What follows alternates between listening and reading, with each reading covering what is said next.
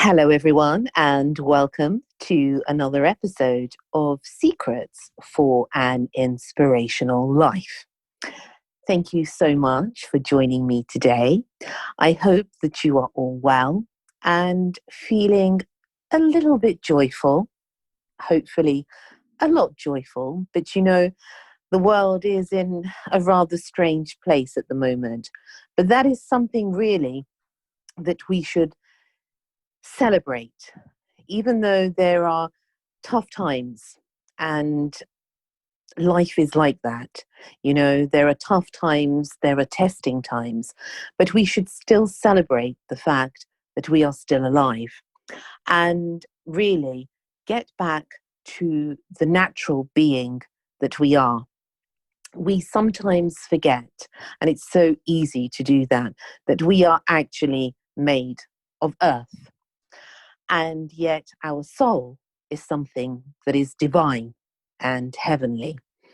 And it's always the case that our soul is on a journey and our body is actually facilitating that. It's a vessel for us to be on this earth.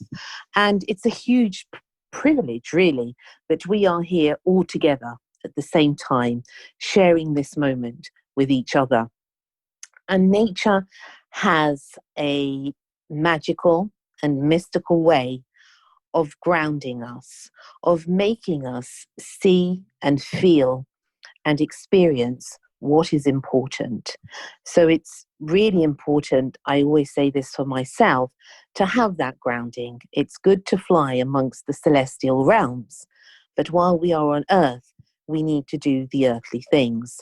And for that, we need to look after ourselves, our being on multi-dimensional levels. So I am extremely grateful today and absolutely delighted and honoured to welcome my guest. And she is the wonderful Caroline Gaskin. Now, Caroline is one of the UK's leading homeopaths, a subject really, really close to my heart. She is a health writer and wellness coach, and she provides natural medicine solutions for many conditions, such as women's health, weight loss, immune support, to name a few. Caroline has worked as a homeopath and a flower essence prescriber for over 20 years in her London-based practice, and has more recently added online consultations for clients worldwide. She's also a hormonal health expert and draws on many years of experience of working in PR for complementary health, holistic parenting, organic lifestyle, and natural health. She has such a large range of clients, from all over the world, from all walks of life, and has a clinic at the Triyoga in Camden in London, and also at the well-known Ainsworths Homeopathic Pharmacy, which is also in London, who hold the Royal Warrants of Appointment to Her Majesty the Queen and His Royal Highness the Prince of Wales. Caroline also teaches at the UK's leading homeopathy colleges and supervises students and practitioners. Wow.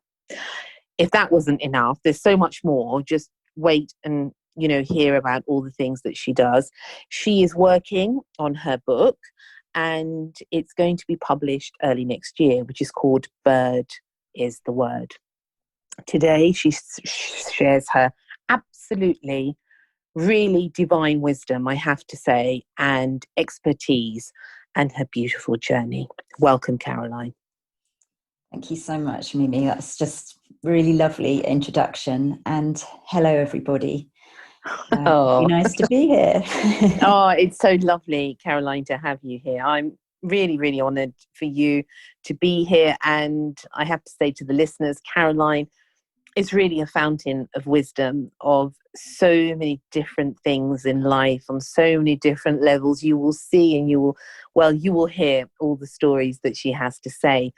So, Caroline, tell us a little bit about what you do in your own words and how it all started. We'll go back to the beginning. So, well, what I do is I'm a homeopath, as I said, and when I think about when I very first had homeopathy, I was in my early 20s. But prior to that, I'd always been interested in health. And that doesn't necessarily mean I've always been super healthy. But as a child, I remember the kind of things that I would read. Do you remember Reader's Digest? Yes, Well, I I think remember. my family used to get the Reader's Digest. And so I would read these stories that would absolutely fascinate me. And I remember reading a story about a girl who didn't suffer pain, and she would put her hand on the cooker or something and didn't realize that she was burning. And it just, that kind of, it fascinated and probably horrified me at the same time. But I grew a fascination. I remember when I was about 18 reading something and saying to my mum, sugar's so bad for us. And she was quite addicted to sugar. And it took a long time for me to wean myself off my level of addiction to sugar. But this story fascinated me, and I said, well, sugar's so bad for us. I said something like, white sugar's really poison. My mum was horrified and said, whatever she said. So I had this kind of connection to health issues, even though that wasn't my calling at the time. I was an artist. And I went to see a homeopath on a friend's friend recommended it. And I don't know why she recommended it to me. She'd been and she'd had this great experience. And I went, and the homeopath gave me a remedy, and I got a rash. Oh. This was in the 1980s, and I was working in a bar in town at the time. It was called the Intrepid Fox. And I had this rash on my hand. It was on my right hand, and I was pulling pints with my right hand. I'm right-handed. And this guy said to me, what's that on your hand? And I said, well, I don't know, it's a rash. And he said, do you think it's AIDS? This was when AIDS was really big. And he said, do you think it's AIDS? And I just remember saying, I don't know really. It was so casual. And I was thinking about this with young people with lockdown, recently, and COVID and the response, and I was reminded of our response to AIDS at the time and how sort of curious and non-awake we were about what was really going on. There's lots of stories I could tell about that time, but I just remember this. And it took the homeopath 2 or 3 attempts at least to try to clear this rash that had come up as a result of the remedy. And it's the sort of thing that I just feel mortified if that happens to a client. And I work in a slightly different way now, and probably we all do, but we work in a much more practical way maybe than that, without getting into how homeopathy works. But I then got pregnant with my son. And those of you that are into astrology will know that around the age of 28 is what we call our Saturn return, when Saturn, the planet, returns into our lives at the same position that it would have been at its birth, and at your birth. And at that point, around the years of sort of 27 to 29, we often change course, and we often change course into something that is very much more connected to us. It's less about what our parents said we should be doing or what we said to ourselves we should be doing as an adult. And we move into something which is much more from the heart. And so, I moved into having children. That was very big. That's all there in my charts.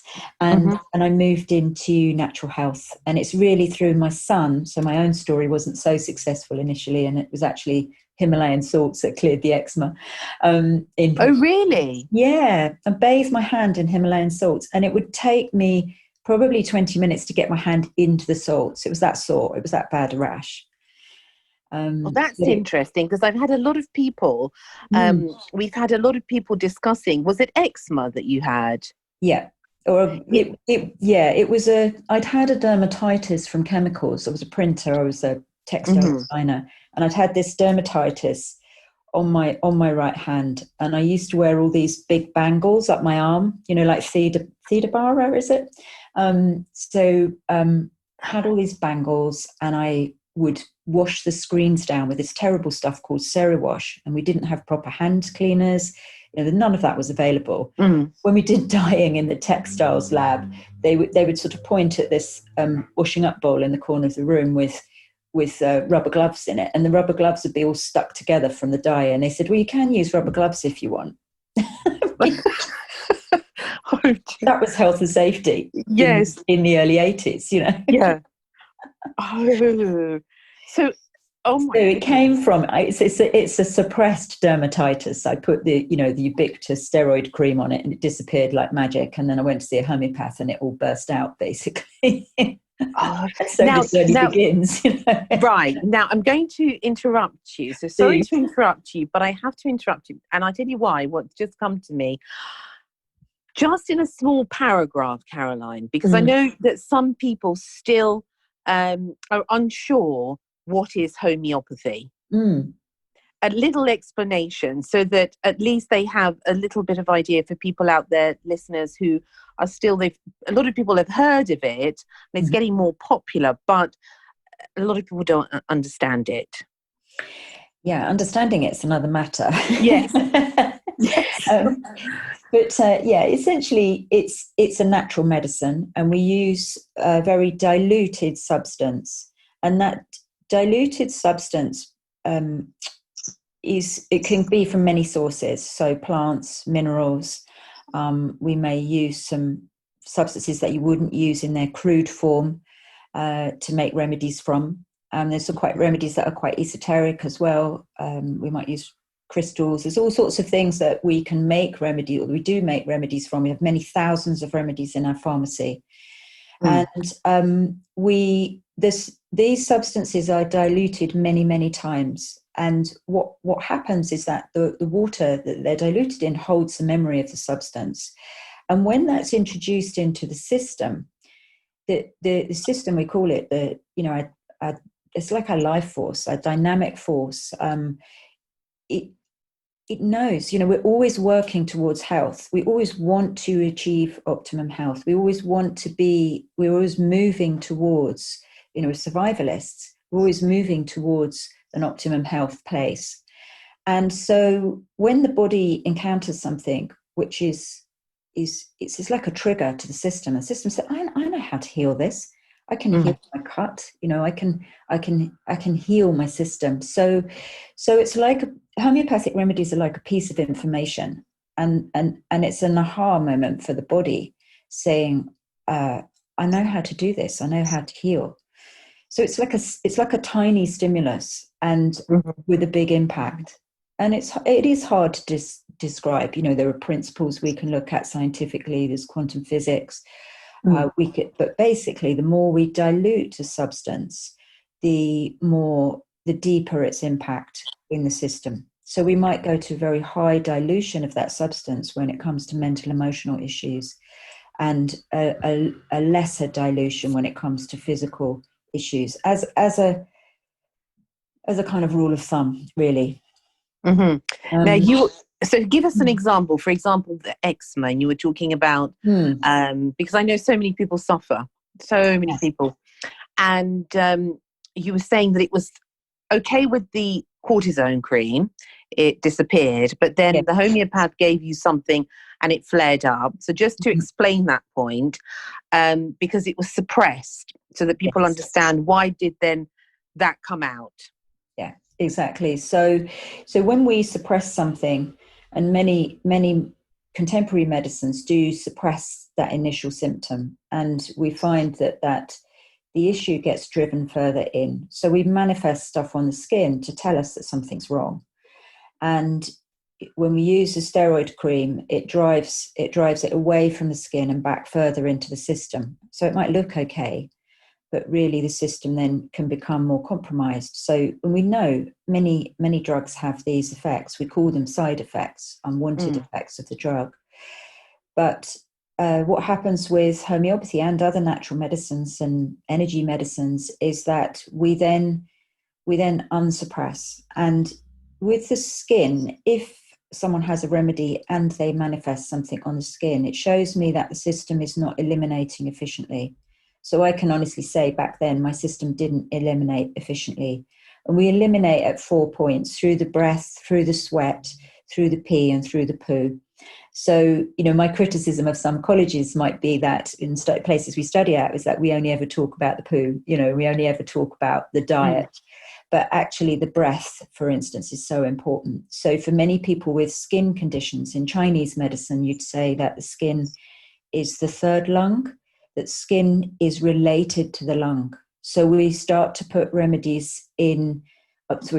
conditions and remedies actually, but conditions into groups. So we see skin conditions, hay fever, asthma, eczema, running in families. The same kind of conditions run in the family. So we get into a conversation about epigenetics. And when I teach about these families of conditions that we have, I liken them a bit to the houses in Harry Potter.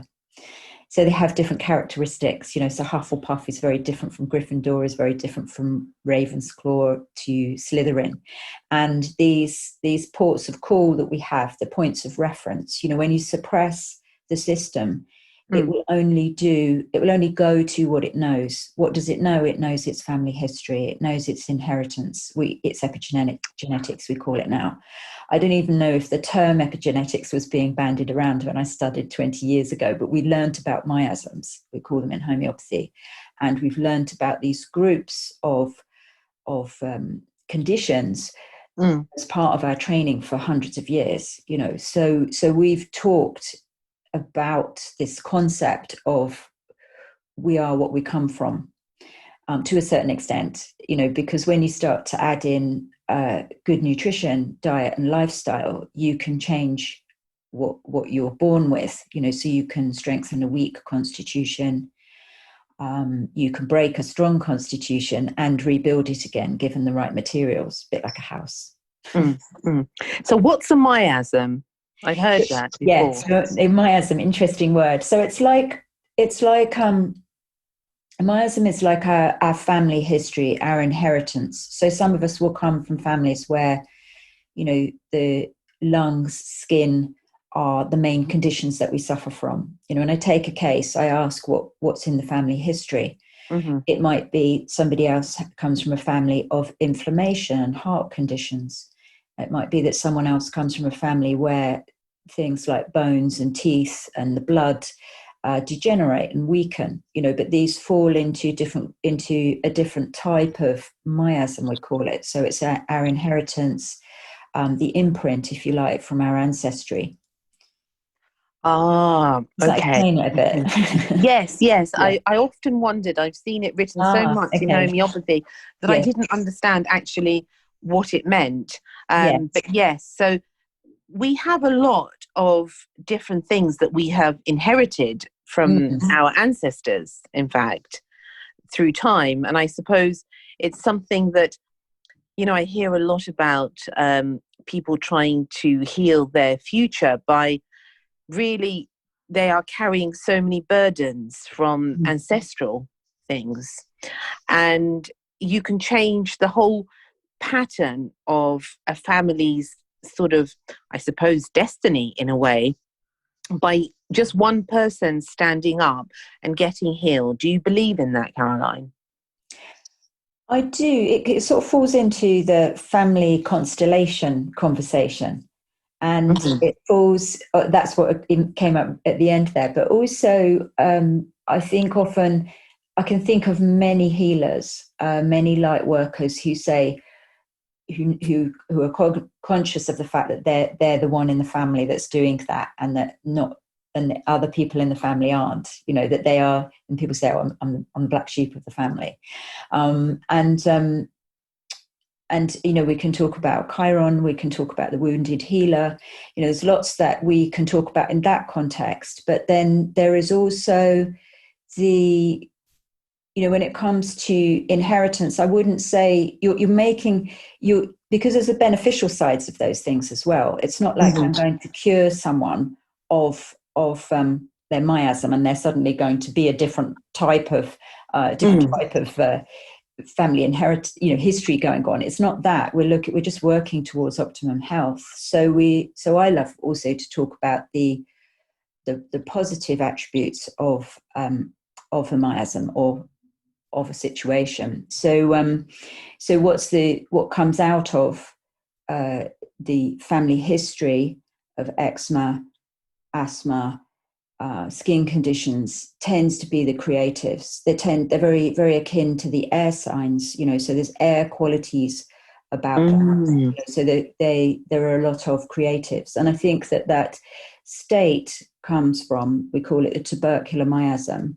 It comes from a time when we took people, and this brings us right back to how you introed this, nature, a time when we took people out of the fields and into the factories, and we starved people at a young age of light, of adequate food, of fresh air, and we created this state of inadequate lung capacity, and then we fell into tuberculosis. We fell into young people dying, in their hundreds because they were being starved, literally working in the factories of all around kind of Bradford and Leeds. You go up to the cemetery at Haworth, where the Brontes lived, and it's full. We know this is full of people who died in their, as children, in their teens, in their early adulthood of tuberculosis. I can't remember what the percentage was of the village, but it was huge, wasn't it? It was a huge, I suppose, pandemic in effect. Absolutely. A little bit. I think about that, the tuberculosis. When I started to think about it is when this whole virus story began here. And I wondered, because it affects the lungs. Yeah. So I wondered what sort of similarities really there were. Is it because, it is, who knows, really, there's so many levels to it. But one of the things is to do with the breath. And the breath is actually the force of life. And I was talking actually to Dr. Voice, who I had on one of the episodes, and he was talking about the importance of breath and how breath is actually the answer to everything. So it was interesting. And then I talked to him also prior to the podcast and before, we've chatted, and we were talking about the masks and things like that, and the fact that there is no breath. And that's a scary thing somehow. There's many levels to it, isn't there? There really are. And I think, when I was talking about detox, it's said that 70% of our capacity to detox can be through the breath. And I can meet clients who are in their 70s who've never really learnt to breathe efficiently. During lockdown, I've been doing Pilates with this, she's a client of mine. And there's so many great things that are coming out of this strange situation we're in. I have never regularly gone to a Pilates class. I like Pilates, but I haven't quite found a teacher. And one of my clients lives down in Surrey, which is miles away from me. And she's doing classes online. She's called Adrienne Bentley. And her class is absolutely fantastic because she talks about the breath. She comes back to the breath. She starts with the breath. And it's totally resonant for me. And, this need for us to breathe fully, efficiently, it calms us. That the lungs anchor in at the bottom. They anchor into, literally that tissue in the bottom of the lungs anchors into our kidneys and our adrenals. And I always say, so kidneys filter all our water, they filter minerals for us in and out. They cycle through, gallons and gallons of water every day of liquid in the body. And they do a phenomenal task. And on top of the kidneys sit the adrenal glands, and adrenals look after our stress. So they are part of our stress response. And so if you imagine the lungs, anchoring into the top of the adrenals, and the kidneys and that tissue in that area of the body at the back of your waist. And if you're under stress and your breath is short and you're panting and the breath is all in the top of the lungs, then it's going to ultimately, the action is all in the top and it's not breathing into the tummy. You're not breathing into the lower body. You're not massaging all those organs in your lower body. Then all sorts of things happen. So, constipation, for instance, could be due to improper breathing because the breath is all high up in the body from a shock or a trauma. We've got stuck in that state. and the lower body, it's not attached to the breathing, so it goes into stasis. Or the lungs, can be pulling on those adrenal glands and stressing that whole system. So it's like we go into shortness of breath, we tug on the adrenals pump out the corticosteroids that help us deal with the aggressor. So we've got this flight situation going on for us. The lungs pull on the adrenals, get into action, pump out some steroids, deal with it. But what we do is we get stuck in that state of stress, and we forget to come back and pull away from the stressor, and we forget to breathe fully and efficiently. And if we're stuck in a post-traumatic stress state, you can guarantee that the breath is out of kilter. And so any class, any practice, and it could be meditation, it could be pranayama, it could be Pilates, it could just be a walk in the park with your shoes off, is going to ground us back into safety and security. And that sort of brings me to bird watching that we were talking about, and just that for me became a touchstone for stress in my early 50s, I think, late 40s, early 50s. When I was going through a time of uncertainty, I was going through a time of hormonal change. It was beginning to be menopause. I was in a slightly uncertain relationship. And I found grounding in the natural world through bird watching, which I'd always found in the yoga studio before. I'd always found in a meditation class. And suddenly it wasn't working for me anymore. The stress and surges of anxiety, which were due to all sorts of things, but hormones. A lot of women at menopause suffer surges of anxiety, and that's hormonal imbalance.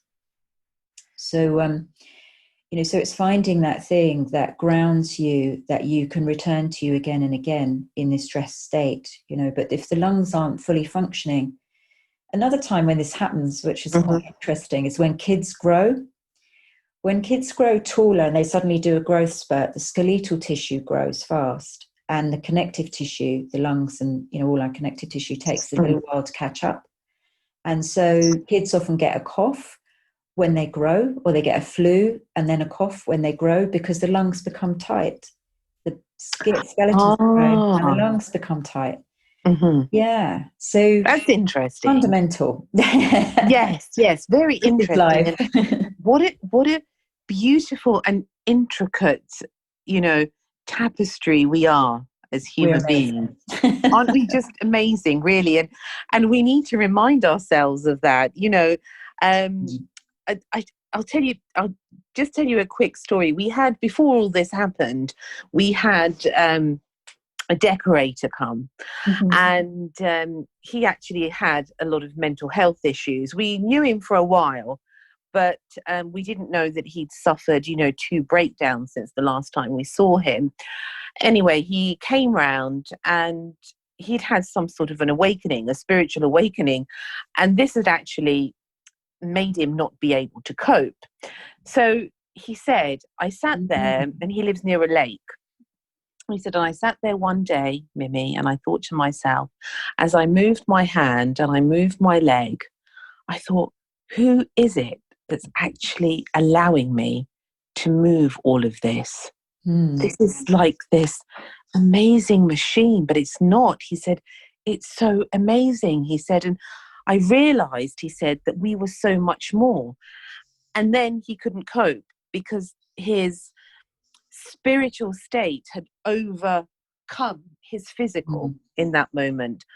But it was such a simple lesson that, look at us, here we are. We have such a power within us and this beauty. And, like we were talking, I'm going to ask you, because I know that you're publishing a book about birds, about the birds and about all these beautiful animals and beings and things that surround us that we were so unaware of before. Amazing. So how did he, did he rationalize that? Did he get to a place where the two parts of him were able to come together? Yes, he said that in the end he thought to himself, this is God. For him, wow. He said, I realized there was a higher power and that I don't need to worry about life, because if I can fall asleep and my heart is working and my lungs are working and I get up in the morning, then that tells me there's a higher power looking after me. Beautiful. Mm. That's So lovely. that was amazing, really. That was sort of a lesson also, in a way, because we can learn so much from different people. And I'm always looking to learn. Every person I meet, Caroline, I always think, what has that person got to teach me?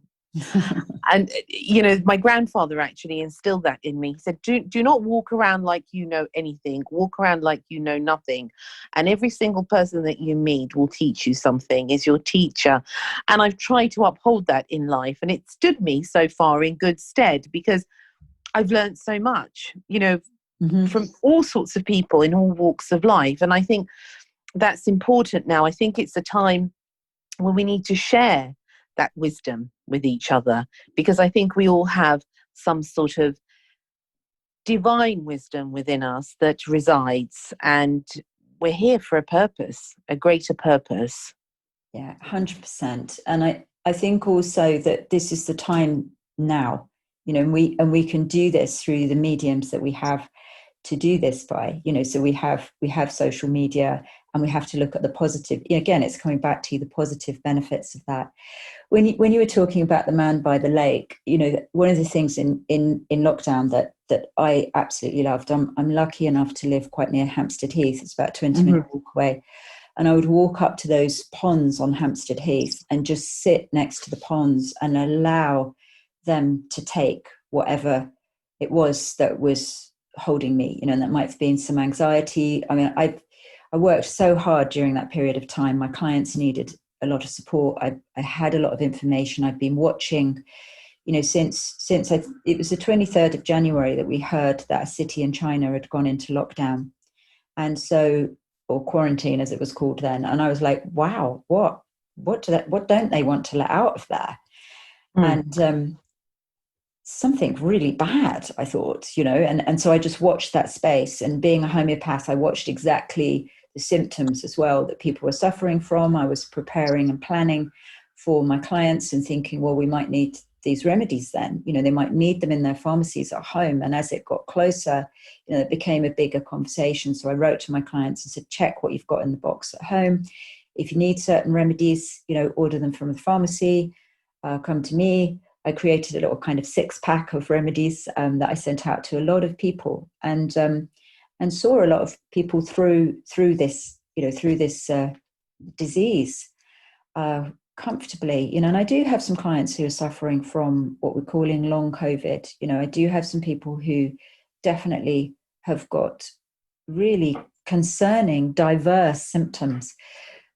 So there was a lot going on. I was following all that news. I was definitely going to bed late and waking up early. It was spring, but I'd go up to the lakes and the ponds, and I would just let it all go. In that stillness. So I love that image of him sitting next to the lake and asking for the messages to come. Really, it took me a long time. I don't know about you, but it took me a long time. I felt like meditation, or messages from that sort of ethereal realm.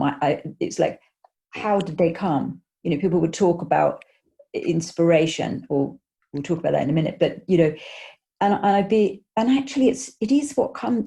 Immerse yourself in that space, and it is the messages that come. The things that fall into your head, they're not weird, they're not, it's just that's what needs to be heard.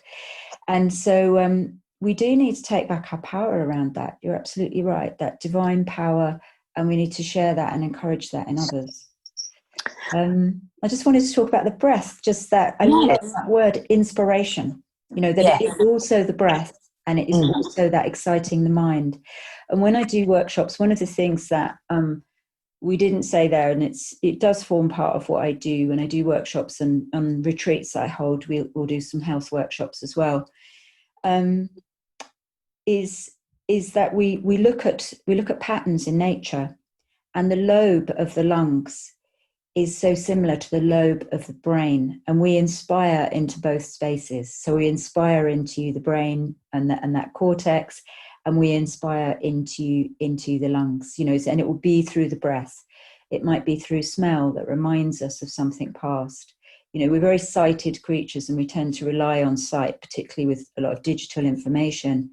So, a great way to immediately move away from the digital is actually to engage in scent, and you were talking about frankincense before we came online, and I love that of carrying around frankincense, which is known to fill us with inspiration. It is healing for the lungs, so to carry around that scent, to return to remind ourselves to come back to that place which we seek, which is calm, connected, centered. Yeah, amazing. It is. I'll just say to the listeners that me and Caroline were talking just before we came onto the podcast, and I have a love of frankincense, and so does she. Mm-hmm. And she had got hadn't used some frankincense from Oman, and I've got exactly the same frankincense. And so we had a little moment there where I got a bit excited about the whole thing. And what I said what I do with frankincense, this is me personally, that I've always done, when I want to be when I find myself a little bit out there and need to reconnect more deeply into myself, I put frankincense into a bottle. I burn it as well, but I put it into a bottle, a glass bottle, and let it dissolve as much as you'll still have fragments of it, and you drink it. And then once you've drank it, I have this thing where you smell this beautiful smell. And then you realize it's you, because there I am sniffing my hand and my arm, and I'm thinking, oh my goodness, it's me actually.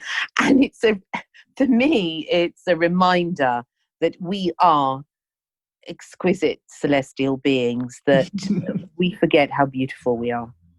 I'm so doing that. I've never done it. So we should actually say for the listeners as well, and we're not talking about frankincense essential oil. No. You should never, in my book, drink essential oils. They're incredibly potentized versions of plant substances.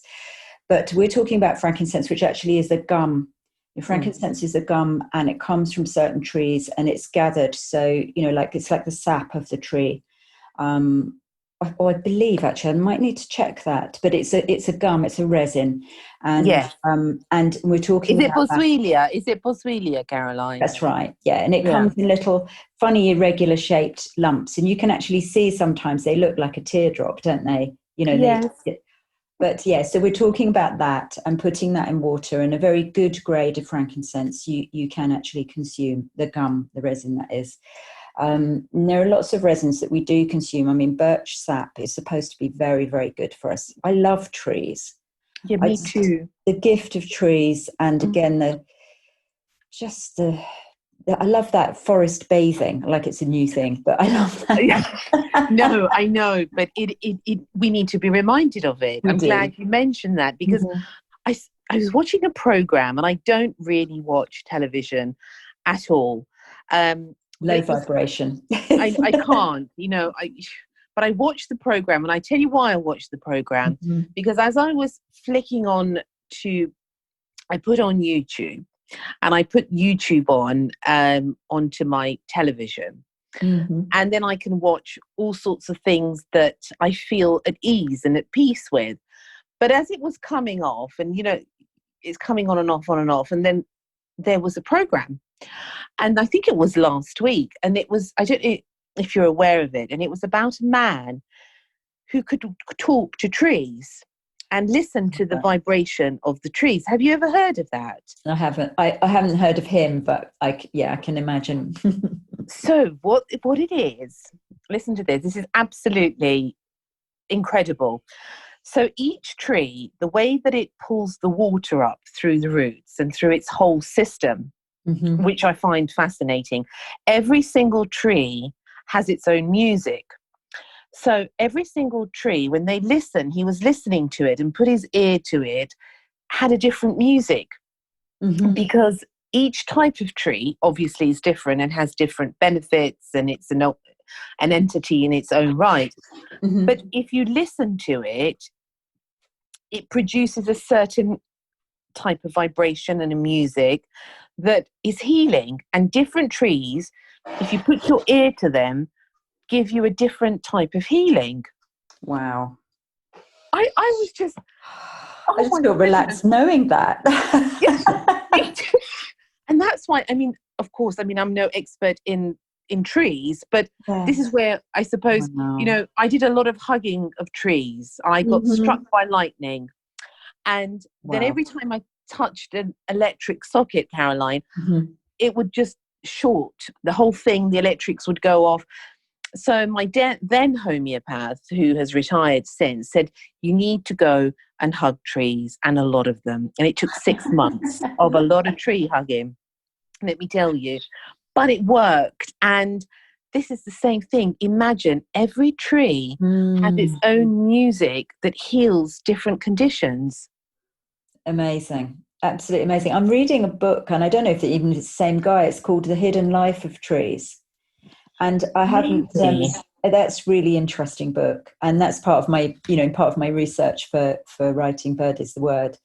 Somebody said, oh, have you read this? And it's about all the stuff about how one side of the forest, hears what's coming, and all the mycelium, which is the network underneath the tree. Yes, it's the tree's internet, We're so slow. I mean, the thing is about all of the things we do, we think the internet is fantastic, and it is. I mean, look, let's face it, we're talking through this incredible medium, and we invent this. The trees are just like, yeah, been doing it for years. It's true. It's true, because this is the research for your book, is it? Sorry? Is it the research for your book? Yes, yeah, which it's, a book is a lifetime of stuff. You suddenly realize you've been gathering, your whole life for certain things. Well, I feel like this about all my work. I've got this sort of, I kind of have this image of myself with a little old, wicker basket over my arm, gathering stuff, information, and it comes out in my newsletters to my clients, or it comes out in my practice, or it might occasionally come out in a creative practice. My background was fine art and fine art textiles, and I drew from a very, very early age. And my first ever drawing was a bird. It was a crow or a rook, and we used to call them, or I don't know if I called them this or my family did, used to call it iron beak. We used to call the rooks iron beak, with a big sharp, grey beak. And that was my first drawing. I must ask my mum to have a look at it. She's still got it. And I drew from an early age, and it just was interesting that my first ever drawing was a bird. But bird watching was something that the family did. I remember my granny would say, after breakfast every day when we went to see Granny, she would take, we must have had a tablecloth, because she'd take the tablecloth and shake the crumbs on top of the coal bunker, and she said, now my robin will come. And I love the way she said, now my robin will come. And the robin would come down and eat the crumbs. And that the way that birds come into our lives, and we go out to them and we invite them into our lives. And about I rented a cottage for a while, and it had a very small garden, and I don't have a garden in London. I have a flat, and I have lots of indoor plants, but I rented this space, and there were lots of student accommodation nearby. There weren't many cats. I realised that was a big thing. There weren't many cats, and there weren't. I think anyone in the street on my side had dogs. So there weren't many deterrents basically for the birds. And I just put some bird feeders up, and that tiny garden, not only did I get it rammed full of flowers, which I loved, but and managed to grow dahlias, which in Plymouth is quite a feat because it's damp. And dampness brings slugs. And slugs don't talk to me about slugs. So I loved growing. I discovered I have a talent for that. But the birds that came into that small space, just through me encouraging, them in by 2 or 3 feeders. It wasn't a big garden space, and then this little coconut fat thing. It looks like half a coconut with nice food. Oh yes, I know. Yeah. And so it's a tiny garden, and then sometimes this magpie would fly in. He loved that fat ball thing, And he would fly in, and I'd just get to see those incredible feathers up really close, you know, and he would come in and he would be a little edgy because the space was really too small for him. And he needs a bigger space for his wingspan, but he wanted that fat. So he would come in and the little birds would all go away. And there were just so many families of sparrows that came through, and blue tits and coal tits. There was just so much in that tiny, tiny space. But when I would walk out, so I wasn't there all the time. I was commuting to and from London. So I'd be in London for sort of 3 or 4 days, and then I'd come back. And I would walk out into the garden with a bag of feed when I got back. And you just immediately hear the little birds in the trees going, she's back, she's back, she's back, peeping, just peeping. Oh. I'd put I learned so much in that time there, you know, about how easy it is to bring the natural world back in, you know, bring the natural world back into your life very close up, and that actually we can engage in it very quickly. You know, a long time back, it was 2008, me and my ex-partner got a camper van. And it was the first time I'd been in Scotland for a long time to holiday, at least in the Highlands. I used to do a lot of mountain climbing and walking and, you know, paragliding. Well, no, not paragliding, what's it called? Abseiling and climbing and abseiling, all that stuff. And I was in a part of Scotland that I knew very, very well from my teens, because I climbed and I was a hike leader and etc. But I hadn't really been back there since my early 20s. And there I was in my mid 40s or something. And we got out at Loch Lomond. We were out of the van, and a family got out of the car next to us or nearby, and they just got out all this kit. I mean, they got out so much kit. And I looked at them aghast. I was like, oh my God, we need so much kit to go outdoors these days. This is insane. We need, you know, we don't need all that to, excuse me, to engage in the natural world. Yeah, like it's over there, you know, and we've got to go to Decathlon before we can even go near it. It's crazy.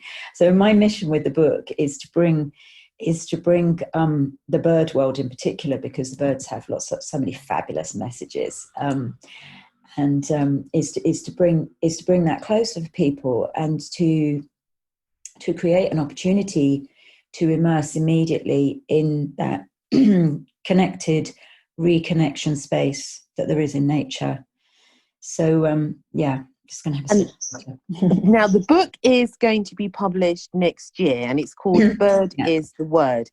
Yes, so Bird is the Word. What is the book about? The book is about bird watching, rather than about it's not a catalogue of birds, and it's really about what bird watching can bring us. So bird watching is good for our mental health. We can immerse into the meditative state, the relaxed state, through the bird realm. And there will be, you know, I've traveled all over the world, and I always have my binoculars with me. So there's a lot of stories that lead into information about birds in themselves. So last October, I was up in the Shetland Islands, ostensibly for Shetland Wool Week, which was absolutely fantastic. I also knit when I've got time to. Oh my goodness. Yeah. No, I don't get a lot of time for it, so don't expect a jumper just yet. Oh. Friends who get socks have no idea how lucky they are. When they get a pair of socks, they have no idea how lucky they are. Oh, what a fascinating! Oh, that's just amazing. Yeah. So the book, just on the boyfriend with the camper van, not long before we split up, actually, which is, you know, it's always sad when a relationship ends, but there was a lot of joy in that relationship, and we traveled together and we did a lot of fabulous things. Anyway, along the way, I was trying to knit him a pair of socks, you know, and the joke was, when are the socks going to get finished, or will I ever get the other one? We had our camper van broken into. And I know, horrible, but had my suitcase stolen because I was about to go to the airport to fly. Maybe we were both about to go to the airport to fly home, and we were going to leave it there in North Italy and come back to it a few weeks later or something like that. Anyway, had the camper van broken into and the suitcase stolen, and the nearly complete pair of socks. Oh dear. Oh So my knitting, goodness. yeah. But we were in Shetland. We were in the Shetland Islands, which are absolutely stunning, and we were lucky to What's it have. like there? I've always wanted to go there, Caroline. It's the most incredible place. It is very windy, and normally it's very windy, and it's kind of that wind where it comes sideways, I think, Hmm. and it can be rainy. So it's neither very, very hot or very, very cold, but it's All the way through the year. It's always windy, is it?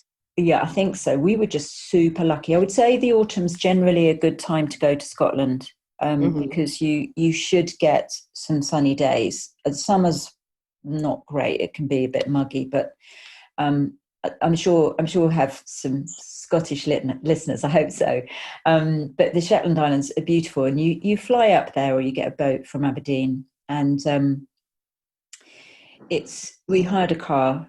It's the best way to get about, and the Shetland Wool Week takes place over the whole island, so you can go and visit little crofts where the sheep are. You can They have a smaller sheepdog than elsewhere, because the sheep are Hmm. very they have a very the reason the wool is so popular is because it's windy, and so the sheep have grown a very soft, dense wool to keep the wind out, basically. Oh I wow. know. So it was a really, really interesting place. But while we were there, I learnt that the Vikings used to go to the Shetlands for their ravens, the very special Oh ravens. really? Exactly. So the book's full of all those "oh really" stuff, because Oh you my learn this as you go goodness. around, So yeah, I love that family of birds. They call them the corvidae, the crows, the ravens, the jays. In Australia, they have magpies too, but we have magpies here. They're in the crow family, so they're scavengers, and they're very interesting. They're very, very clever birds. You So know, yeah. I heard that they are sort of messengers from the other world. Yes, very much so. The Mm. ravens see into the future. So when the COVID was coming, before was it called Hmm. COVID at that point, when it was on the way, and I've I've been a homeopath for 20 years, and I graduated in 2000. So the year after was 9/11, and then 7 years after I graduated was the London bus bombing. And each time we've had a trauma Hmm. situation, I've opened a trauma clinic, or I've done some kind of trauma response. I might have written a document with trauma remedies, first aid remedies. Most people know Hmm. arnica actually is our number one first aid remedy for bumps and bruises and shock. Mm. So I might have written a small document to help people. And obviously, more recently in England, we had Grenfell. So in all of these situations, I've run some kind of trauma clinic. I've created some kind of response or support. So even when we had Fukushima, people from Japan were contacting us saying, "What's our anti-radiation remedies?" Mm. So so I said to my students, I supervise a very small group of students because it's quite intense doing supervision, but this year I've got 5. And I said to them, you're going to need to know what to do.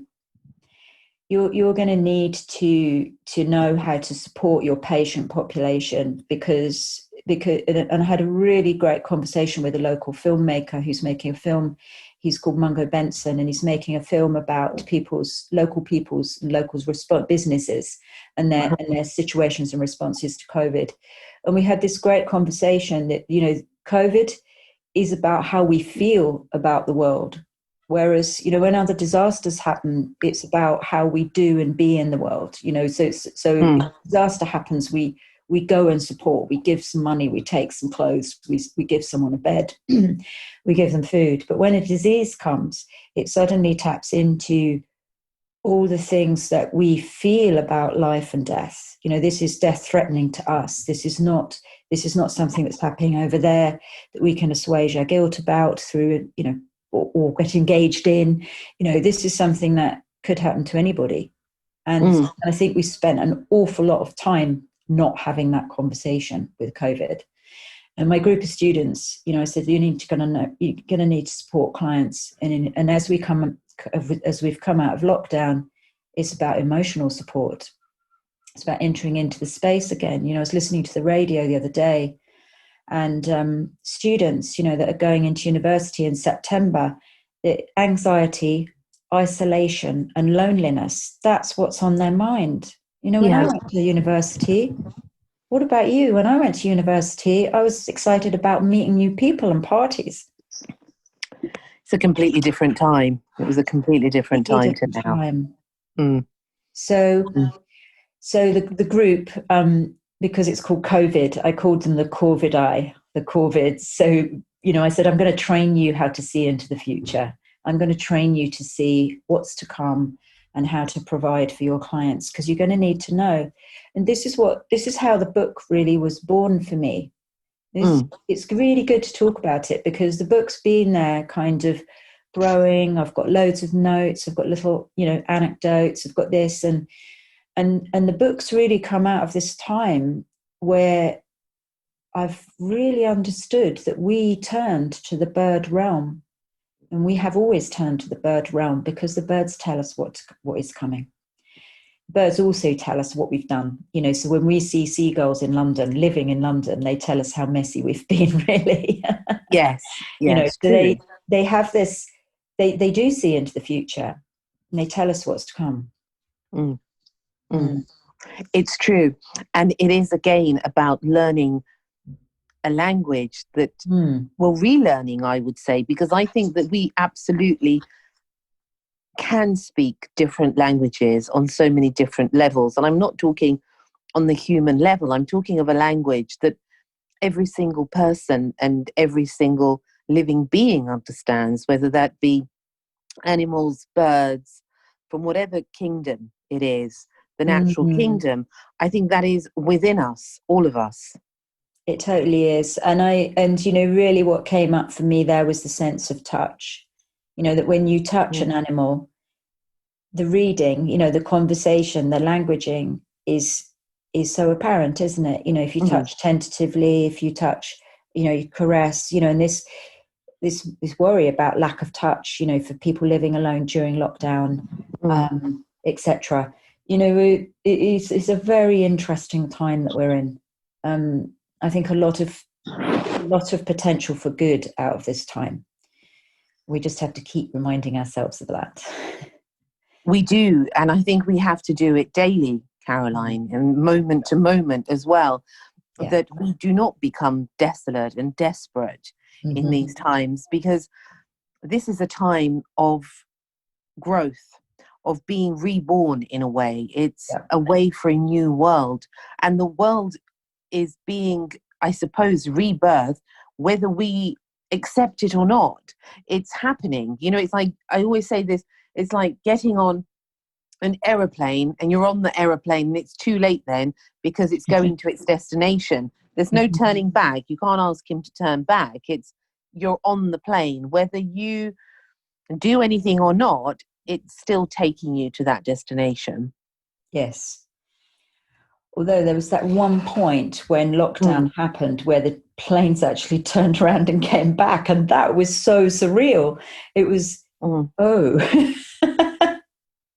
Yeah, I mean, talking of that, actually, just a tiny little thing, and I'd love to hear what you say on it too. In writing the book, you know, there's notes and I've come back to so many times, so many moments where I've gone, oh my goodness, time is so not linear. The seed, this, we were talking about seeds earlier, offline, and just the seed for this, it was all there. It's like, wow. Time is a strange thing. Yeah. Do you know what? Funny you should say that. Well, not funny. Time.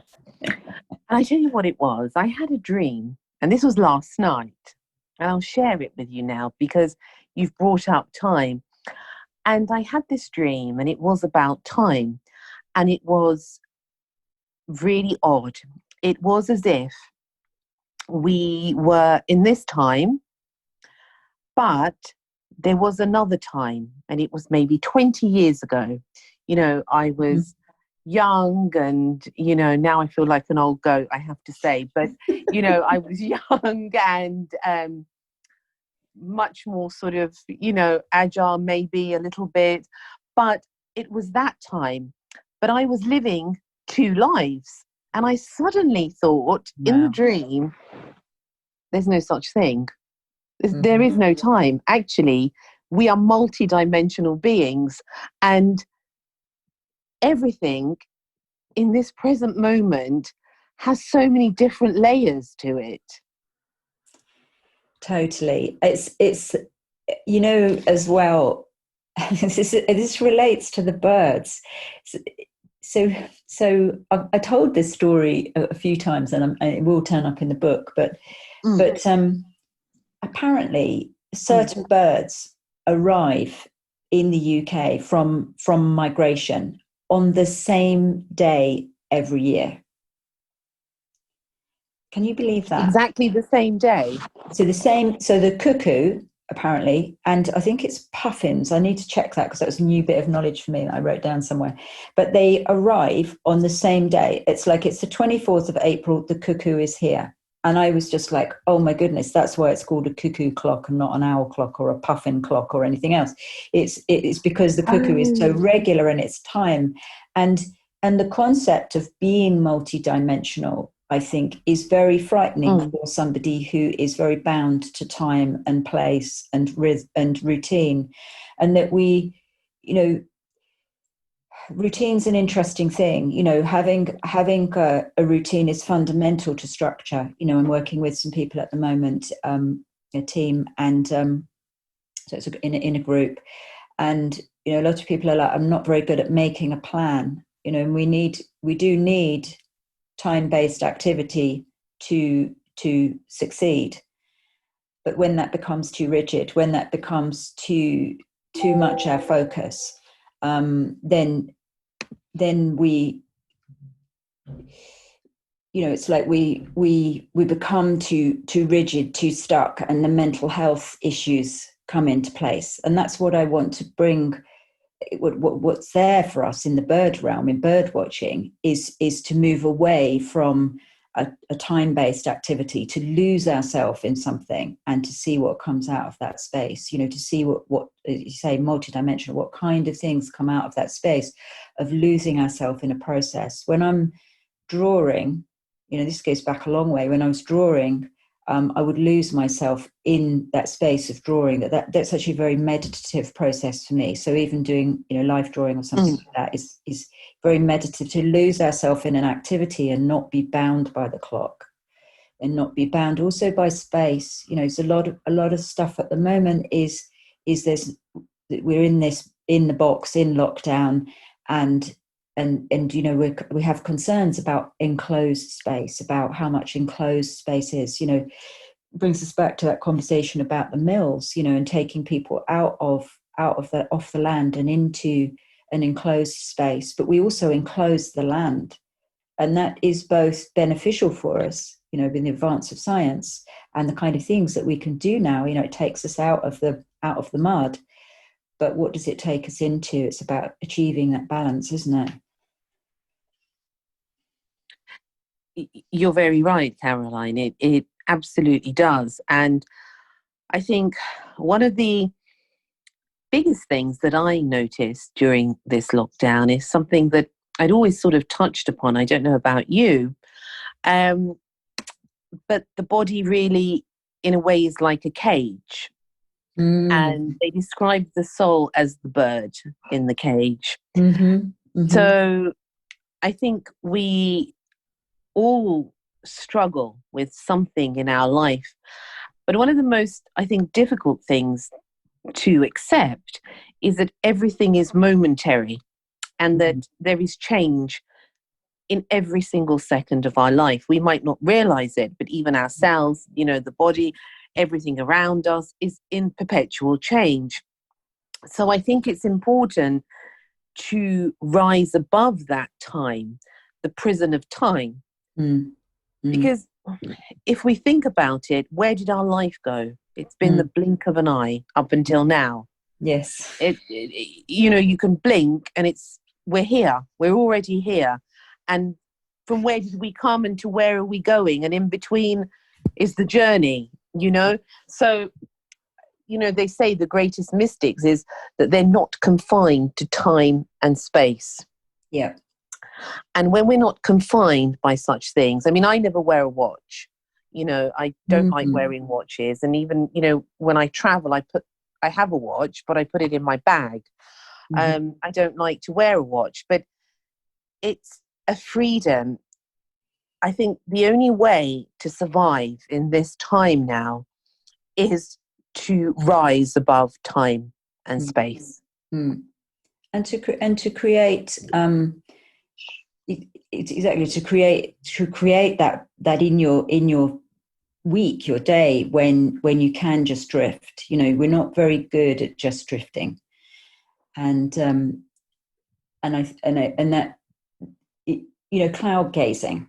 It's like, yes, we need to give ourselves the gift of cloud gazing and allowing the mind to just drift, and not to put it over there, that it has to be done, on Thursday night at 6 I go for my meditation. It needs to become something that is relished and free flowing, that moves into our lives.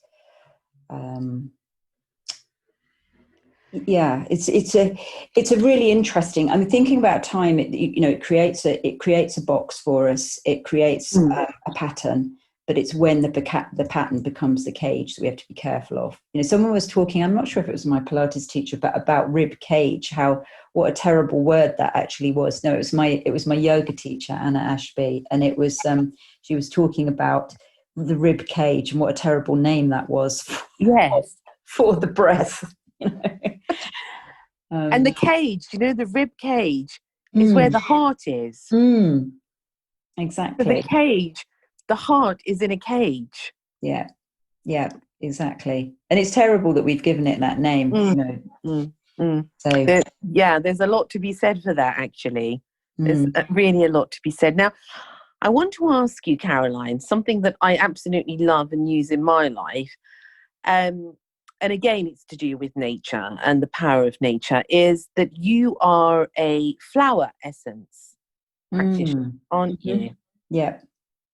Tell us a little bit about that. So flower essences are similar to homeopathy in that they are a very diluted substance. So they're very different from aromatherapy, which is a very concentrated substance. So aromatherapy is where we've taken all the plant elements out into a very concentrated version, so very strong smells. And a flower essence it's made differently to homeopathy, but it's a similar kind of dilution. So homeopathy is a very high vibration remedy. It comes into, remedies are made through, and I didn't talk about this earlier, but they're made through a process of what we call succussion, where the element is shaken and vibrated into its energetic properties. Flower essences are a bit more receptive in terms of how they're made, and flower essences have been used for hundreds, thousands of years. Hildegard of Bergen talked about using flower essences, using the dew from the grass or flowers. Wow. And laying a cloth over the grass, the dew, and then laying it on your face to draw in, the essence of the flower, the healing properties of the plant. And so I mostly use the Australian bush flower essences, and I learned about those when I was in Australia. And they are phenomenal. They're slightly more contemporary in terms of their picture, what we call the materia medica, than a lot of the other flowers. So they're very, very easy for people to use. They're also, they're fantastic. I teach about flower essences, and they are very easy to use alongside homeopathy, alongside mainstream medicine, and homeopathy too can be used alongside mainstream medicine. A lot of people think it's an either-or situation. It's like, no, they can be used together. Flower essences are very easy to use. You just put them in some water or take them directly in the mouth. And usually, if somebody's listening and thinks, well, I'd quite like to try them, we usually prescribe for emotional issues for a couple of weeks, and physical issues maybe for a bit longer, 4 weeks or something like that. And And what's nice is they've got a simple materia medica usually, and it just says this is the negative state and this is the positive state. So you might have a remedy like tall yellow top, which is a great remedy for isolation. So what we see, the plant actually grows in groups, and so we see that the plant that the person that takes it then becomes more engaged in the group. So the healing aspect of the plant is that. I've got some great favorites in that group. There's a remedy called slender rice flower, which is for internal scars, but you'd also use it for internal scarring on the emotional level as well. So they're really, they're absolutely stunning remedies. And these are the bush flower remedies. Australian bush flower remedies. Very easy for somebody who's interested, but doesn't know much about this type of medicine to engage in. Whereas homeopathy, we tend to need a little bit more information. And I do first aid courses and, break down some of the kind of, well, we get into mindsets about stuff, and people say, oh, can I do it if I've got this? I'm like, do I have to give up coffee or, whatever it is. So, but the flower essences are very easy for a complete lay person to go, do you know what, that sounds like me, I'm going to try that. And they're very readily available as well. Now, I use the bath remedies. Yes. I've been using them for years. And do you offer courses on that as well? I haven't done training in he's actually Edward Batch. He was Welsh. Yes, that's it. This is how we pronounce his name. Yeah. It took me a long time to learn. Yes.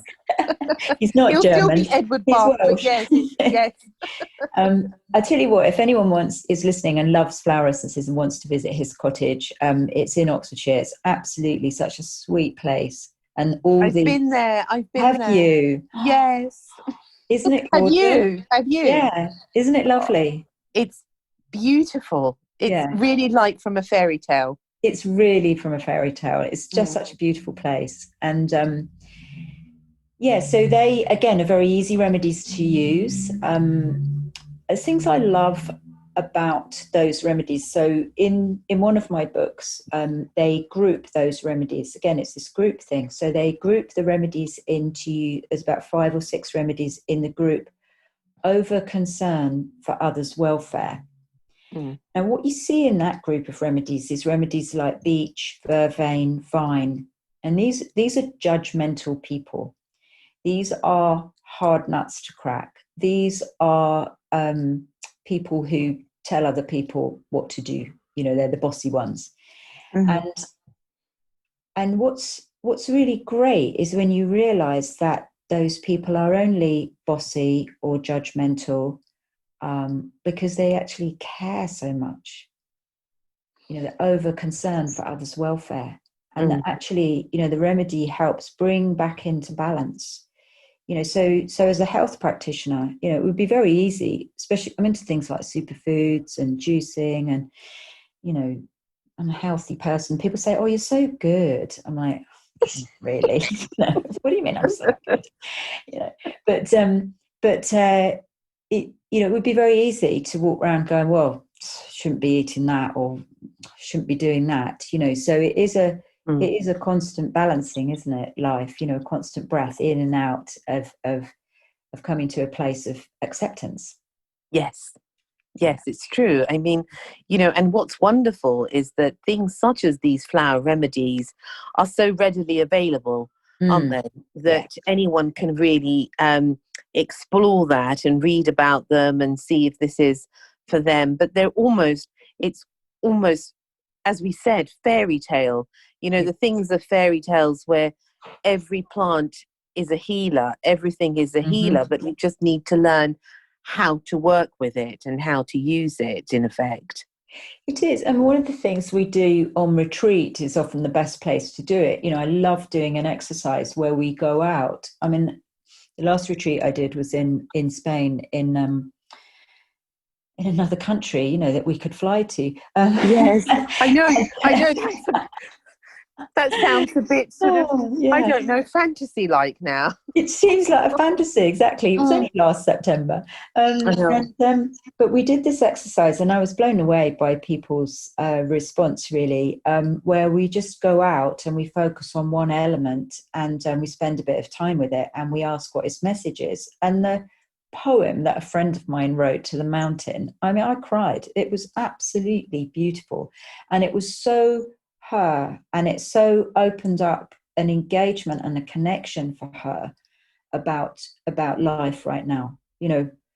Yeah, amazing. We just need to learn to listen to those messages from nature again, to reconnect with that. To we've been told to move too far away from it. We've got all rational.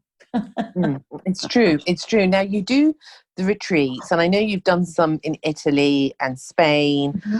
And because I'm the eternal optimist, Caroline. Me too. You have Couldn't to be be, otherwise. But on these retreats, what sort of things were the people engaged in? What sort of things were you offering?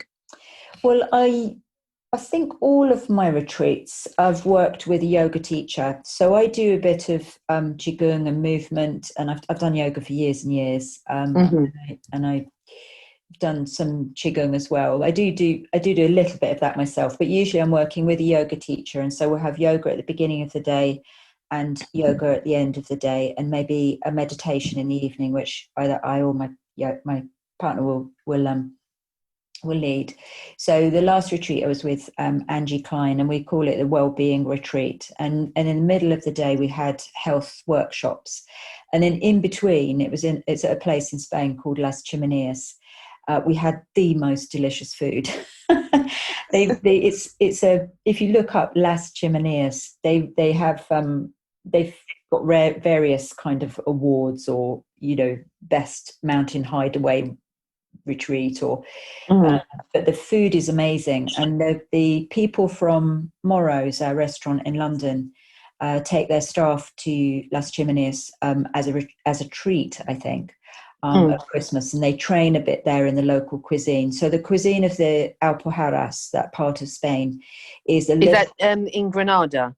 Yeah, south of Granada, between Granada and the coast, and it's beautiful part of the world. Isn't it amazing? It is amazing. I love the people.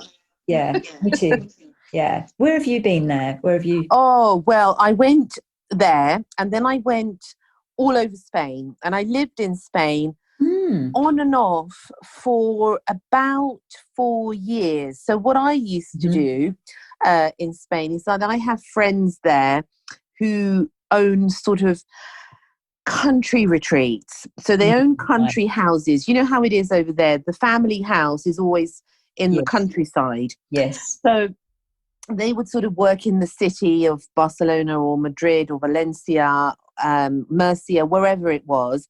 And then they'd have the family home, which was sort of either inherited or that just had for the weekend or for holidays.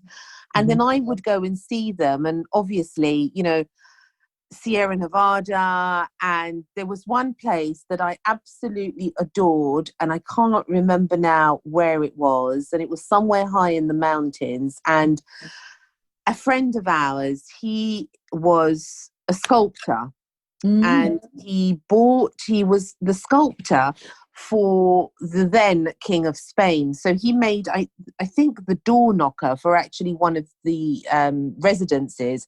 But he bought this place, and I can't remember because my memory is so bad, really. He bought this place, and it had 3 rivers running through it, Caroline, and mountains and chickens and goats and all sorts of things. And it was just absolutely amazing. So I used to do retreats there. They would invite me and say, just come and do it. And we would be there. We would actually be 2 weeks at a time. Love it. It was sort of an intense type of retreat. But I've seen some beautiful, beautiful places. Orgiva. Yes. Orgiva. Orgiva. Yeah. So there. Yeah, exactly.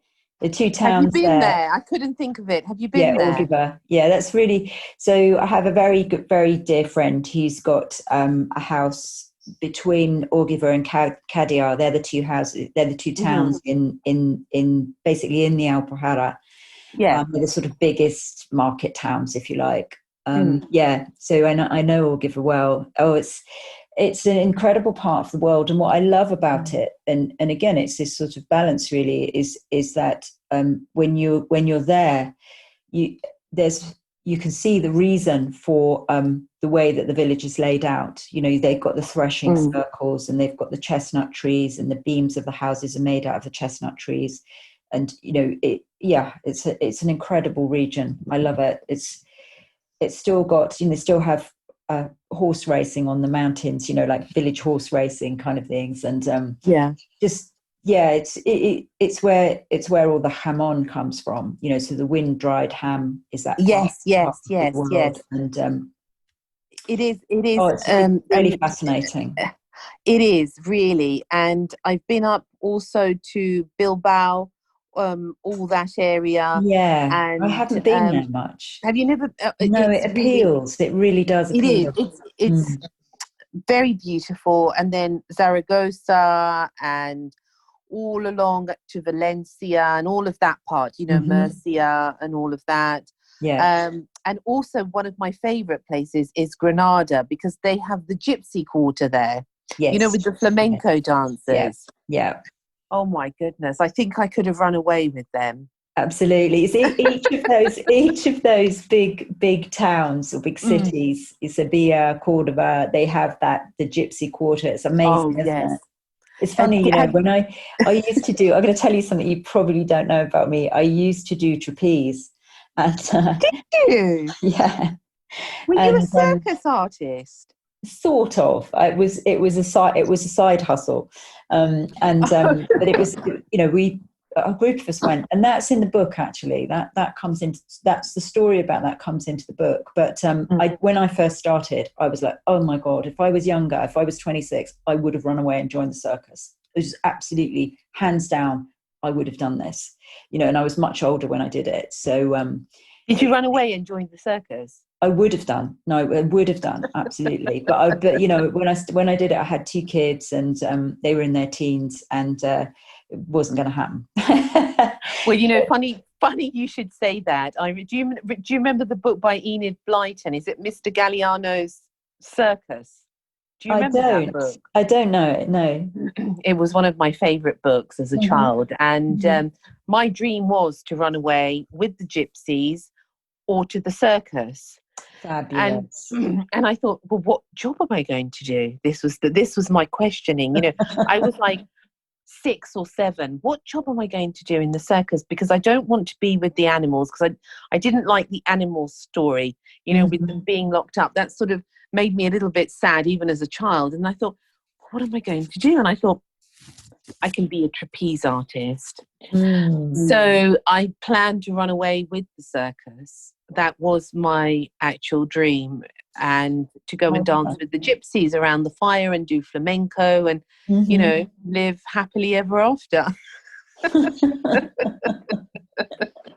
So I understand you totally. So it was just a dream. I dream sequences, you know. Yeah. Oh yeah, it was amazing. Where did you learn to be a trapeze artist?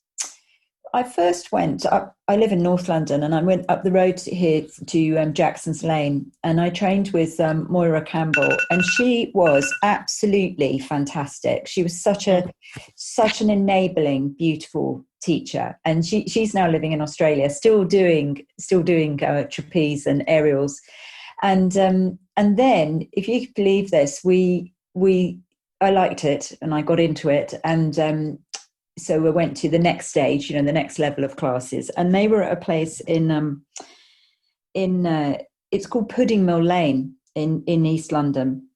Oh, I've never heard of that. No, so it's I don't think I had, and it was kind of in the middle of nowhere. Basically, it was in the middle of nowhere, and we'd drive over there. There were 4 of us, and we'd go, "Oh, we're going in my car this week, or your car, that, you know, whatever."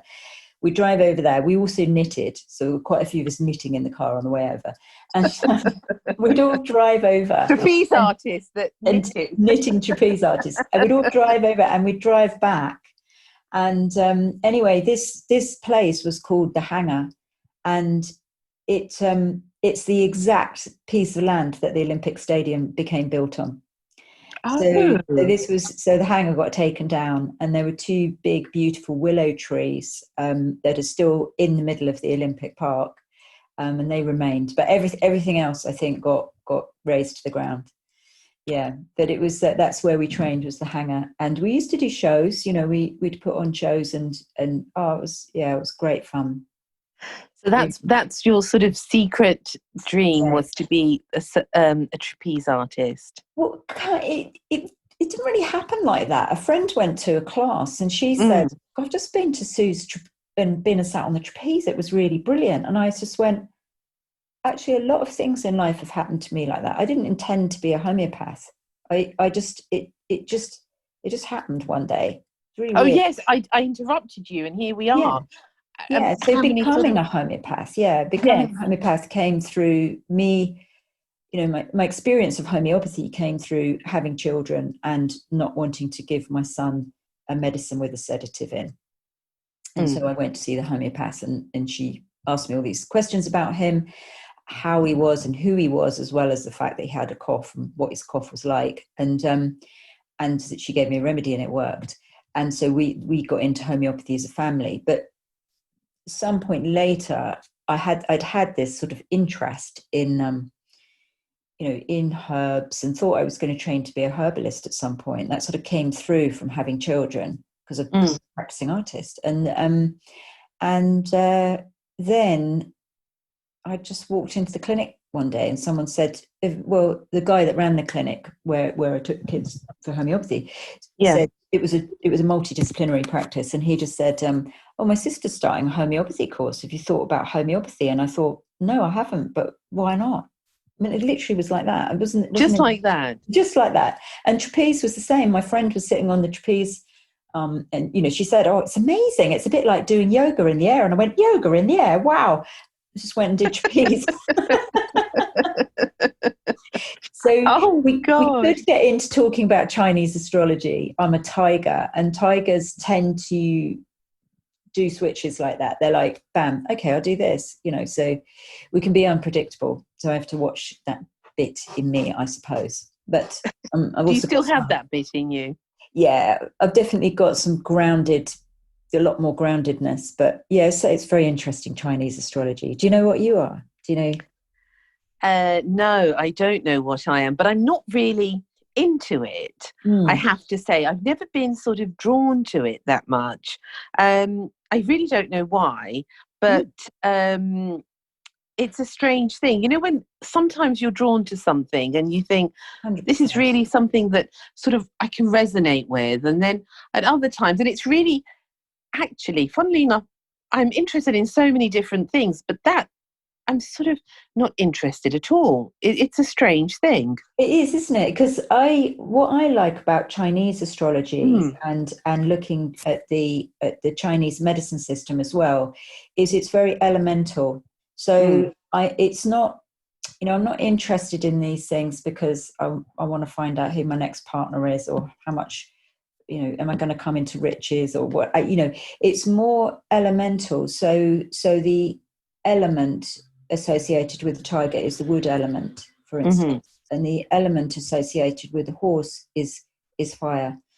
And so each of the animals in the Chinese zodiac has a certain element, and you understand. So a tiger is I'm a water tiger, so I have a lot of water element in my Chinese sign, and it's very interesting because I have, and I don't know if this is changing because I sense it might be, but I have needed quite a lot of metal people in my life. My daughter is a metal goat, and both my big partners in life were metal elements. Now, metal contains water. So when I was a more uncontained person, and I was a bit all over the place, I remember sort of, and it was a bit more all over the place. And needed the metal element to contain my wateriness so that I had focus and I could get on with the task in hand. So it was only through having children that I became organised enough to do what I do now. And I'm actually a very organised and meticulous and detailed person when it comes to my work. But does that make sense? Does any of that make sense? Absolutely. Absolutely. So, yeah. I'm interested in it from that perspective. And just a little story. I had a client come in once, and she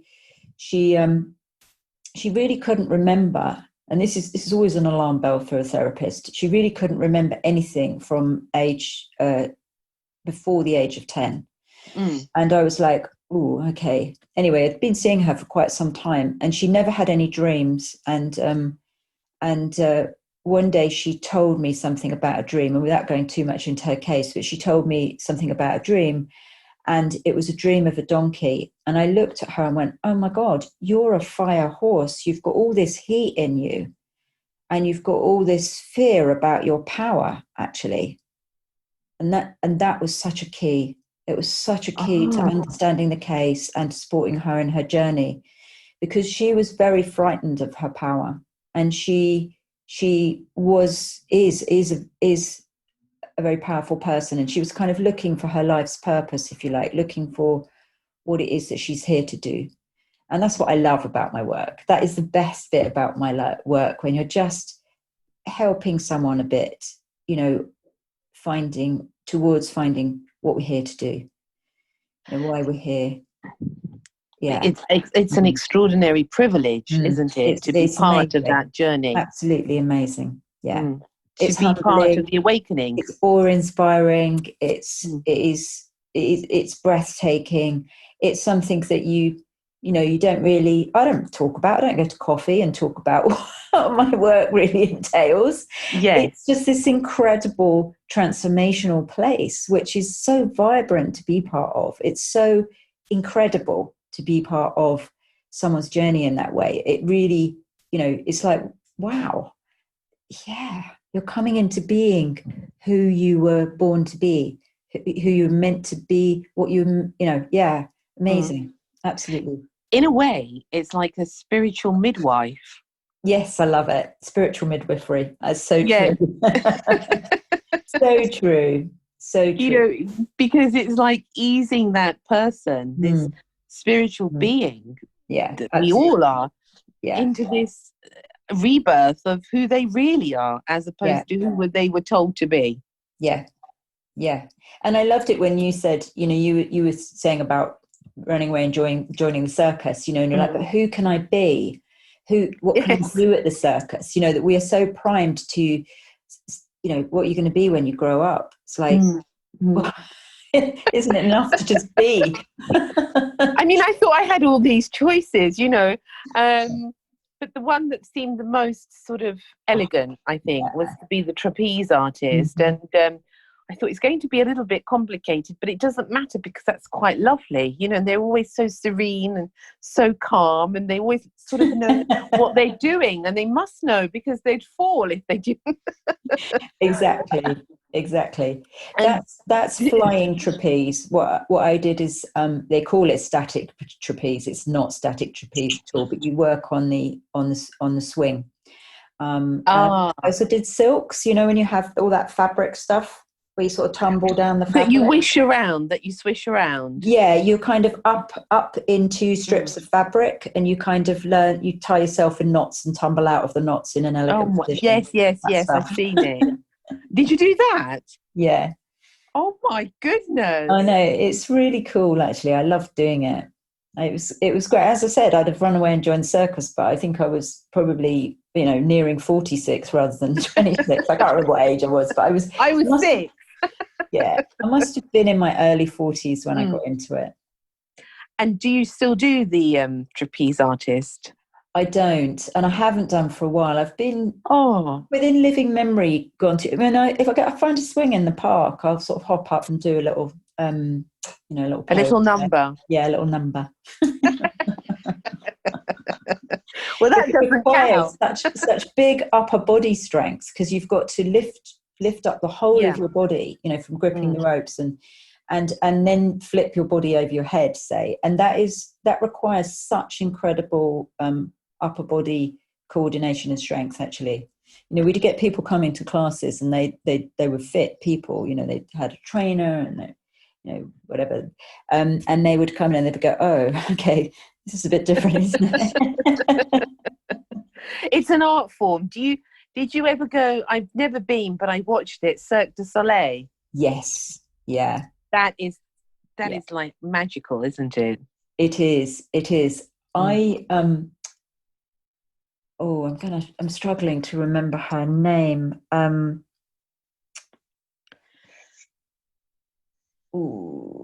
Yes, I'm trying to remember her surname, but I saw this woman do a performance years and years and years ago. There was a band called Test Department, were friends of ours, and they did a performance in what is now the Accessorized building that's in the middle of the Westway. But back in its day, that was an engine turning shed for Paddington Station. Oh, really? And that space was empty, and they filled this space with these kind of clanging music. There were kind of big drums and clanging music. But as we entered the space before they started performing, there was this woman performing on a single rope to a really beautiful piece of music, which was I think it was Bulgarian chanting. It was very in the 80s, and it was absolutely stunning. I wish I could remember the name of the teacher. It might come to me, but yeah, it's because she became my teacher years later. I went. Oh, did she? And I actually met her, and I was like, and I was kind of. I was so inspired by this woman on the rope, doing this incredible, just backlit performance. And, but I never thought I'd do it myself. I just didn't. I suppose when my friend said, it's like yoga in the air, I went, oh, and that was the moment. That was the moment that you took and never looked back, so to speak. But they're fascinating. And I think I've always been fascinated with circus people in that way, because they're like dervishes. They travel the world, and they have this sort of nomadic lifestyle that is really beyond time and space, because it's just so present moment. We've done the show, we're moving on. We've done the show, we're moving on. And I think that's what's appealing about it all. It is. I just keep thinking, as we're talking about circuses, about Angela Carter's Nights at the Circus. Have you read that? No, I haven't. Oh, it's just such a beautiful, that kind of incredible fairy tale imagination, that magical realism, just it's such a lovely thread. They travel through Russian countryside in the snow, I think, as a circus. Oh, yeah. And what's it called? Her name. She's called, just because it's nice to place her, she's called Genevieve Monatès, and she's a trapeze teacher, and I'm sure she still teaches. She doesn't live far from me, actually. I just haven't bumped into her for ages. But Genevieve, I mean, that evokes all sorts of stories. Yeah. Oh my goodness. And it's so powerful, isn't it? A name is so powerful because it gives us an identity in a way. Yeah, absolutely. Amazing. Wow, fascinating. I did say to the listeners, you're a fascinating lady, and you would have so many stories to tell. And as I said, I could talk to you for days and days and days. And thank you so much for coming on, really, Caroline. It's been an absolute pleasure. Thank you so much for inviting me. It's lovely to just talk. Actually, I think one of the things that we just don't do enough is talk. Is it? Yes. Just go all over the place with a conversation. Yes, and it's an adventure, because it's like you can talk about all sorts of subjects, because we are such sort of multifaceted beings. There's so much to us, and all storytelling is, I've spoken about this before, but storytelling and hearing people's lives and their adventures is so therapeutic. It is, isn't it? And it opens doors for us, and it reassures, and something I said when I was listening to the intros that you do to the podcast is there something very enabling about the way you do that. And I think the podcast medium is very enabling for people. They're like, oh, well, I could do that. Yes. Why not? You know, Why not indeed? Beautiful. Why not indeed? And it's such a good idea. Podcasting is something, you know, as I said to you, that I started during the lockdown, but it's a medium that is so easily accessible. You know, for example, your story about the birds, you know, listening to people's stories that come in and had an experience with birds. I mean, I could name you, I don't know, 50 stories of bird stories that I've been through, because it means something to me. And but as I said, people don't want to listen usually. But in these times, I'm finding that people are much more willing to listen to other people, and they need it. Yeah, and it's, you know, storytelling is something that, you know, we did when we didn't have TV. So that need in us to you know, immerse in the story, to be part of that conversation, to be humoured, you know, sad, and all the places that it takes us. Yeah. And I think that's why podcasting has taken off so much, is because it's a very ancient art to us. It existed before we put pen to paper. It existed before we had TV. You know, when I talked about climbing in Scotland, and one of our hike leaders, he was called Clive, and he was a funny guy. I mean, he would stride out in this ancient old mac with a staff, like a shepherd's crook. It maybe even been a shepherd's crook, and decent pair. You always need a decent pair of boots, but that was it. You know, he probably had pockets with sort of safety things in. I don't know, but he would sit in the pub and tell the most hilarious stories. And he wasn't Scottish. He would come up with us, and the Scots would wait for him to arrive and listen to this. I'd never forget, as a young person, you know, being part of this sea of like 30 or 40 people in the pub, listening to Clive's stories, and just everybody like crying with laughter, you know. And it was just like, this is what we did when we didn't have TV. Well, look, you even remember him after all this time. Oh, beautiful. Really was. Absolutely. It is beautiful, you know, because we're sharing. And in a way, when you were telling me about your stories, you took me there, because that's it. You enabled me. It was like a passage through time, through this elusive thing called time, where there was no time. And you actually took me to Scotland, to Spain, to the trapeze artist school. I actually was in that moment with you. So it's a lot to be said. Thank you so much for sharing that. Yeah, we'll probably lie down and go to sleep afterwards. Yeah, we'll have a kiss now. Get some cocoa. Exactly. Oh, dear. Now, Caroline. That's so enjoyable. Thank you so much. Thank you. I had so much fun, and really, you ignited that sense of adventure again. And that is something beautiful. You know, when you ignite that sense of wonder and life in somebody, that's a gift. And it's a beautiful, beautiful gift that you have. Beautiful. Now, I want to, coming back down to earth, if people, so are you doing one-to-one clients as well?